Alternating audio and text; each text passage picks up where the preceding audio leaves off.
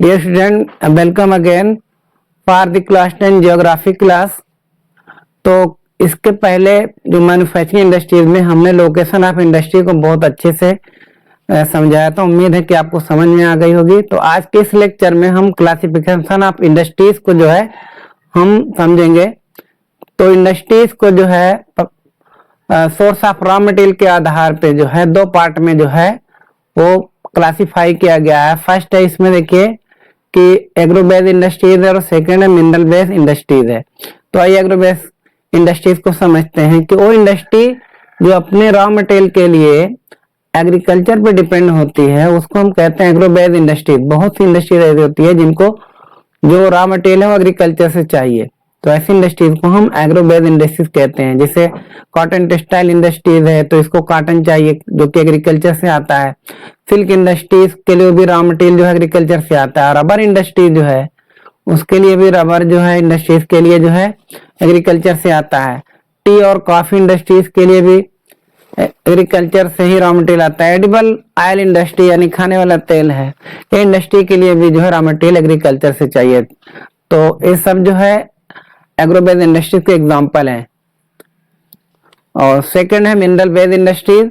तो वो इंडस्ट्री जो कि अपने रॉ मटेरियल के लिए जो है मिनरल पे डिपेंड होती है, यानी ऐसी इंडस्ट्री जिनको रॉ मटेरियल मिनरल से मिलता है तो उनको हम कहते हैं मिनरल बेस्ड इंडस्ट्री। अब जैसे आयरन स्टील इंडस्ट्री है, सीमेंट इंडस्ट्री है, एल्युमिनियम इंडस्ट्री है, मशीन टूल इंडस्ट्री है, पेट्रोकेमिकल्स इंडस्ट्री, ये सारी इंडस्ट्री को जो है रॉ मटेरियल मिनरल से मिलता है। तो हम ये कह सकते हैं कि वो इंडस्ट्री जो अपने सोर्स ऑफ रॉ मटेरियल के लिए जो है मिनरल पे डिपेंड करती है उसको मिनरल बेस्ड इंडस्ट्री कहते हैं। तीसरा इसमें क्लासिफिकेशन है on the basis of their main role. इस आधार पे इंडस्ट्री को बेसिक इंडस्ट्री और कंज्यूमर इंडस्ट्री में क्लासिफाई किया गया है। तो बेसिक इंडस्ट्री देखेंगे कि वो इंडस्ट्री, ठीक है, industry which supply their raw material और product to manufacture their goods are known as basic industry.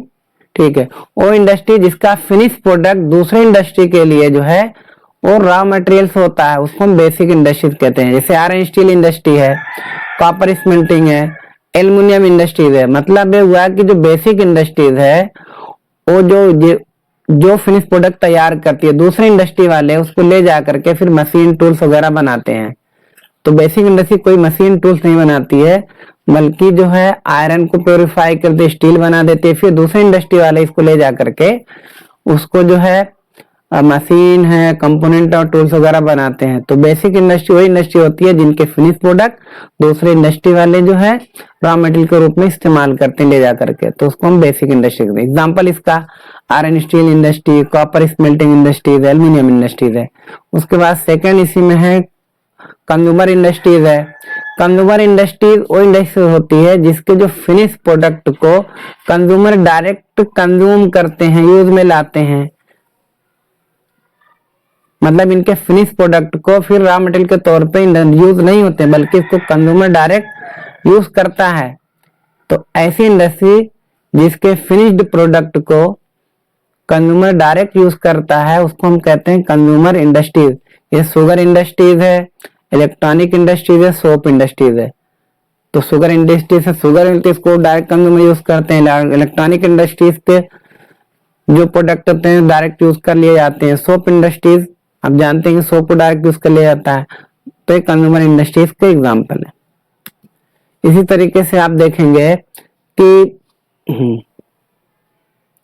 ये है on the basis of capital investment, यानी कि पूंजी जो है कैपिटल मींस होता है पूंजी, इन्वेस्टमेंट के आधार पे दो तरह की इंडस्ट्रीज हो सकती है, स्मॉल स्केल इंडस्ट्रीज और लार्ज स्केल इंडस्ट्रीज।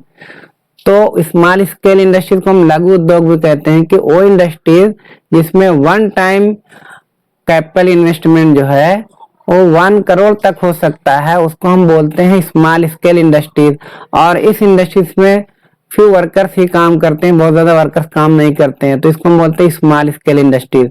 और दूसरी जो इंडस्ट्रीज है लार्ज स्केल इंडस्ट्रीज है जिसको हम दीर्घ उद्योग भी कहते हैं, यानी कि वो इंडस्ट्री जिसमें वन टाइम कैपिटल इन्वेस्टमेंट जो है 1 करोड़ से ज्यादा होता है उसको हम क्या कहते हैं कि लार्ज स्केल इंडस्ट्रीज कहते हैं।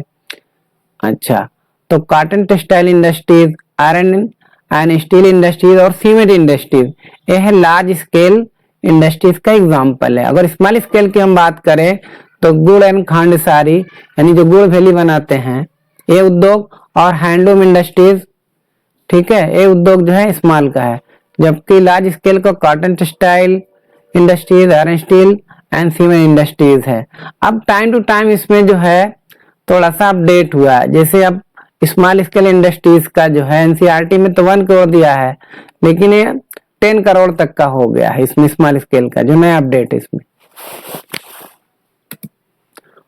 उसके बाद है based on the bulk and weight of raw material and finish goods, इस आधार पे जो है इंडस्ट्री को 2 पार्ट में क्लासिफाई किया गया है, हैवी इंडस्ट्रीज और लाइट इंडस्ट्रीज। तो हैवी इंडस्ट्रीज जो होती है वो इंडस्ट्रीज है, वो इंडस्ट्रीज जो हैवी जो है रॉ मटेरियल का यूज करते हैं और जिनके फिनिश प्रोडक्ट वो भी हैवी होते हैं, उसको हम बोलते हैं हैवी इंडस्ट्रीज। अब जैसे आयरन स्टील इंडस्ट्रीज है, सीमेंट इंडस्ट्रीज है, तो ये हैवी जो है रॉ मटेरियल का यूज करते हैं और इनके फिनिश प्रोडक्ट भी हैवी होते हैं। दूसरा है लाइट इंडस्ट्रीज है, यानी कि हल्की इंडस्ट्रीज, वो इंडस्ट्रीज जो लाइट रॉ मटेरियल का यूज करते हैं और इनके फिनिश जो गुड्स हैं वो भी लाइट ही होते हैं, नहीं हल्के होते हैं, तो उनको हम कहते हैं लाइट इंडस्ट्रीज। जैसे इलेक्ट्रिकल इंडस्ट्रीज, ये जो है लाइट इंडस्ट्रीज का एग्जांपल है। इसी तरीके से आप देखिए ओनरशिप, स्वामित्व के आधार पर, यानी किस इंडस्ट्री के कौन मालिक है, इस आधार पे जो है इंडस्ट्री को 4 पार्ट में जो है क्लासिफाई किया गया है। Public sector industries, private sector industries, joint sector industries और कोऑपरेटिव सेक्टर इंडस्ट्रीज। तो पब्लिक सेक्टर इंडस्ट्रीज वो इंडस्ट्रीज है जिसपे कंट्रोल गवर्नमेंट का होता है, उसको हम पब्लिक सेक्टर इंडस्ट्रीज कहते हैं। जैसे वेल और सेल, वेल का full form Bharat heavy electrical limited और SAIL steel authority of India limited, ये 2 वेल है और सेल है। तो भारत हैवी इलेक्ट्रिकल लिमिटेड और steel authority of India limited, ये 2 इंडस्ट्रीज है पब्लिक सेक्टर इंडस्ट्रीज का एग्जांपल हो सकती है। प्राइवेट सेक्टर इंडस्ट्रीज वो इंडस्ट्रीज जिस पर कंट्रोल जो है प्राइवेट व्यक्तियों का होता है, उसको हम कहते हैं प्राइवेट सेक्टर इंडस्ट्रीज।